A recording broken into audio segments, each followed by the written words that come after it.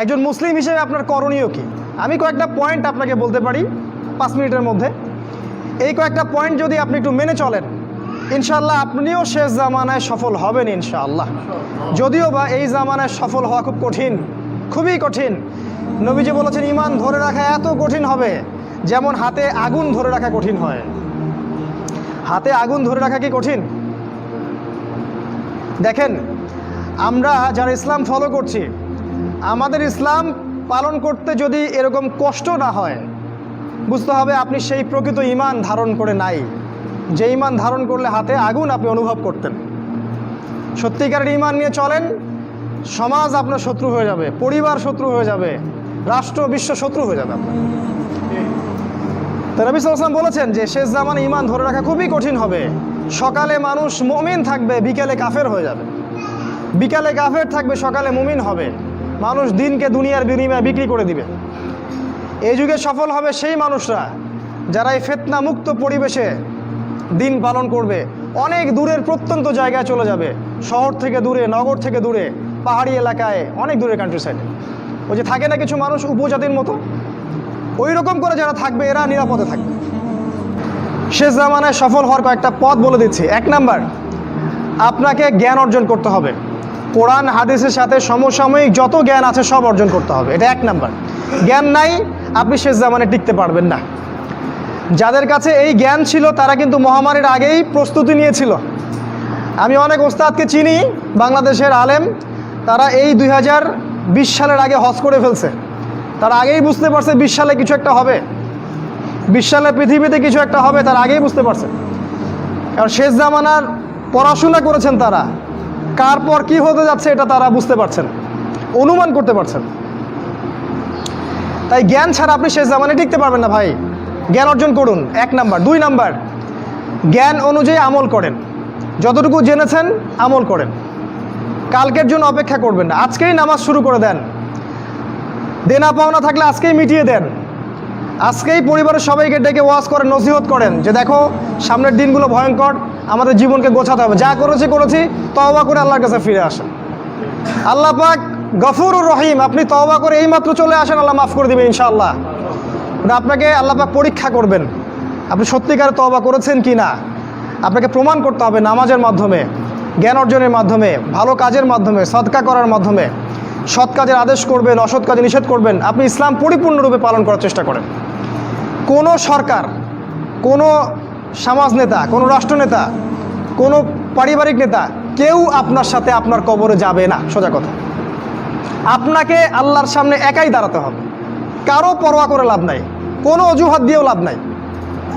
দেশটা ভালো না, বিশ্বটা ভালো না, সমাজটা ভালো না, সময় ভালো না, এগুলো বলে কোনো লাভ নাই। মানে আমাকে আমার রবের সামনে দাঁড়াতে হবে। আমার ভালো আমাকে বুঝতে হবে। আমার ভালো, বাজারে গেলে একটা মাছ ভালো না খারাপ আপনি তো বোঝেন, তরকারি ভালো না খারাপ বোঝেন। দিনের ব্যাপারে বুঝতে চান না কেন? দিনের ব্যাপারে খালি হুজুরদের শরণাপন্ন কেন হচ্ছে?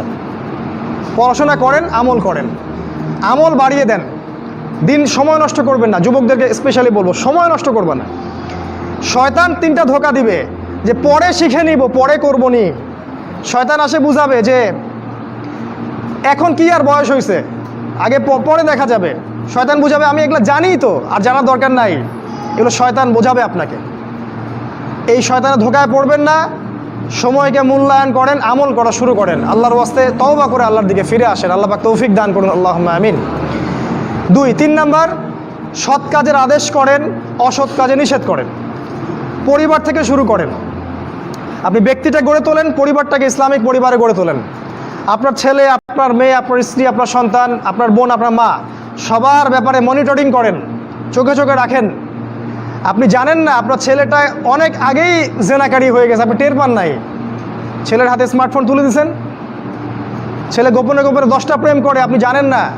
ও দুধ খায় না এখন, আপনি মনে করছেন যে ও দুধ খায়। ও অনেক ম্যাচিউরড হয়ে গেছে। আপনার মেয়েকে দেখে মনে হয় খুব পর্দা করে, দেখেন ভিতরে ভিতরে কোনো ছেলের সাথে সম্পর্ক তৈরি করে ফেলছে। অনেক ঘটনা ঘটে যায়, আমরা সরল মনে অনেক কিছু করি। আপনার ওয়াইফকে দেখেন, আপনি যখন বাসায় থাকেন না, কি করে না করে মনিটরিং করেন। টিভি বন্ধ করে দেন, সিরিয়াল টিরিয়াল বন্ধ করেন। এমন কারোর সাথে মিশতে দিবেন না যে আপনার ছেলেকে, আপনার মেয়েকে, আপনার বোনকে, আপনার মাকে বিপথে নিয়ে যাবে। কঠোর হন পরিবারের উপরে, কারণ আপনাকে আল্লাহ পাক আপনার পরিবার সম্পর্কে জিজ্ঞাসাবাদ করবেন, অবশ্যই জিজ্ঞাসা করবেন। বিশ্বাস করেন আল্লাহ পাক কিয়ামতের মাঠে আপনাকে আপনার পরিবার সম্পর্কে জবাবদিহি করাবেন প্রত্যেকটা বিষয়। আপনি দাওয়াত দেন, চেষ্টা করেন, তারপর যদি ছেলে বেলাইনে যায় সেটা তার ব্যাপার, ওর হিসাব ও দিবে। নূহ আলাইহিস সালামের ছেলে কাফের হয়ে গেছে, ওর হিসাব ও দিবে, সেটা আলাদা। কিন্তু আমাকে আমার চেষ্টা করতে হবে।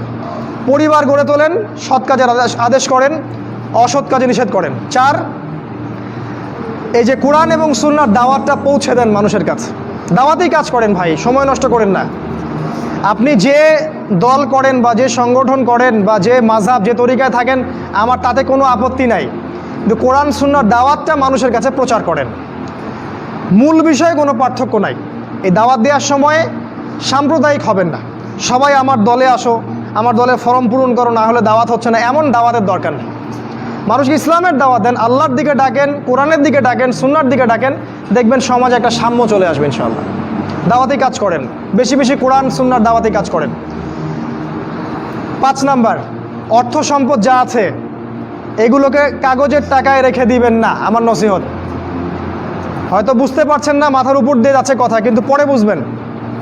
টাকা পয়সা যা আছে এগুলোকে ব্যাংকে কাগজের টাকার মধ্যে রেখে দিবেন না, কারণ কাগজের টাকা সামনে আর থাকবে না। লিখে রাখেন, কয়েক বছর পরে দেখতে পারবেন সমস্ত টাকা হয়ে যাবে ইলেকট্রনিক। খালি পাঠাবেন, ইলেকট্রনিক মানে আপনি টাকা ধরতেও পারবেন না, পকেটে রাখতেও পারবেন না, খালি জানবেন আমার অ্যাকাউন্টে এত টাকা আছে। এই পুরো ব্যাংকিং সিস্টেমটা পড়ে যাবে, থাকবে না। বিশ্বাস না হলে লিখে রাখতে পারেন, এই পুরো ব্যাংকিং সিস্টেম পড়ে যাবে, কাগজের টাকা থাকবে না। কি করবেন তাহলে? আপনি আপনার সম্পদটাকে সোনায় রূপান্তর করেন, কিছু সোনা করে রাখেন, জমায় রাখেন, রূপায় কনভার্ট করেন। এগুলোর দাম কখনো কমবে না। 100 বছর পরেও সোনার দামই থাকবে। তো 10 বছর পর আপনার 10 লাখ টাকার মান 10 লাখ টাকা থাকবে না, দাম পড়ে যাবে, আপনি সম্পত্তি হারাবেন। এইভাবে তারা সারা বিশ্বকে লুট করছে, এই কাগজের টাকা দিয়ে তারা সারা বিশ্বকে লুট করছে। এটা বুঝবেন না, পরে বুঝবেন। আচ্ছা, শুনে রাখেন। আর কি করতে পারেন? গবাদি পশু ব্যবসা ইনভেস্ট করেন। আরেকটা কাজ করতে পারেন, জমি কিনে রাখতে পারেন, এটা ভালো জিনিস। এই জিনিসগুলোতে টাকা কনভার্ট করেন। শেষ জামানায় আপনার কাগজের টাকা থাকবে না, আপনি ক্ষতিগ্রস্ত হবেন। এখন টাকা যদি জমায় রাখেন, শেষ জামানায় আপনি ক্ষতিগ্রস্ত হবেন। আমি অর্থনীতি নিয়ে যথেষ্ট পড়েছি আলহামদুলিল্লাহ, পড়েই কথাগুলো আপনাকে বলছি। আর কি করবেন? যদি সম্ভব হয়, শহর, আপনারা তো গ্রামেই থাকেন মাশাআল্লাহ, শহরে যারা থাকে তাদের উদ্দেশ্যে বেশি বলছি এটা, কারণ এটা অনলাইনে যাবে। শহর কেন্দ্রিক জীবন ব্যবস্থা ত্যাগ করতে হবে। শহরে আপনি বাঁচতে পারবেন না, টিকতে পারবেন না, শহরগুলো ধ্বংস হয়ে যাবে। আল্লাহ পাক বলেছেন, ওয়াইম মিন ক্বরিয়া ইল্লা নাহনু মুহলিকুহা ক্বাবলা ইয়াউমিল কিয়ামাহ, কিয়ামতের আগেই প্রত্যেক নগরী আমি ধ্বংস করে দিব, আল্লাহ পাক বলেছেন। শহর থাকবে না, প্রত্যন্ত জায়গায় চলে যাওয়ার চেষ্টা করেন, গ্রামের বাসা ওইদিকে প্রজেক্ট করেন, ছোট ছোট মুসলিম কলোনি করে গড়ে তুলতে হবে। এই কাজগুলো করতে পারেন। আর কিছু করতে পারেন, শারীরিক প্রস্তুতি নেন। ফিজিক্যালি, যুবকদেরকে বলবো, ফিজিক্যালি প্রস্তুতি নেন, ব্যায়াম করেন, ভালো খাবার খান, নিয়মতান্ত্রিক জীবনযাপন করেন, এলোমেলো জীবনযাপন করবেন না। আর নিয়মতান্ত্রিক জীবনযাপন করার সবচেয়ে উসওয়াতুল হাসানা হচ্ছে রাসূলুল্লাহ সাল্লাল্লাহু আলাইহি ওয়াসাল্লাম। উনার সুন্নাহ মাফিক জীবনযাপন করেন, আপনি ভালো থাকবেন।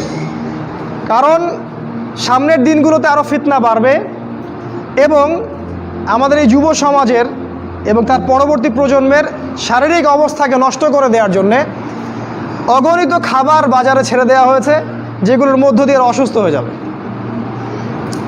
তাই রাসূলের পদ্ধতি অনুযায়ী জীবনযাপন করেন, ভালো খান, ফ্রেশ জিনিস খান, ব্যায়াম করেন, শারীরিক প্রিপারেশন নেন, আপনি ভালো থাকবেন ইনশাআল্লাহ। এই কাজগুলো আপনাকে ইনশাআল্লাহ শেষ জামানায় বাঁচতে সাহায্য করবে। আর সর্বশেষ যেটা নাসিহা, সেটা হলো যে ইসলামের জন্যে, ইসলামকে ভালোবেসে আপনার জান থাকলে জান দিয়ে, মাল থাকলে মাল দিয়ে, সময় থাকলে সময় দিয়ে, শ্রম দিতে পারেন শ্রম দিয়ে, বা মেধা আছে মেধা দিয়ে দিনের জন্য কিছু করেন, দিনের কোনো খেদমত করে যান। এই কাজগুলো পরকালে আপনার জন্য সদকায়ে জারিয়ার মাধ্যম হবে ইনশাআল্লাহ। কারণ মানুষ যখন মারা যাবে, তার আমলনামা বন্ধ হয়ে যাবে, সদকায়ে জারিয়া খোলা থাকবে, নেক সন্তান খোলা থাকবে, এবং যে জ্ঞান আপনি মানুষকে শিক্ষা দিচ্ছেন, উপকারী জ্ঞান, সেটা আপনি কবরে শুয়ে শুয়ে পাবেন ইনশাআল্লাহ। তাই ইসলামের জন্য আপনার জান, আপনার মাল, আপনার সময়, শ্রমগুলোকে ব্যয় করুন। আল্লাহ পাক আমাদের সবাইকে দিনের জন্য কাজ করার তৌফিক দান করুন, আল্লাহুম্মা আমিন।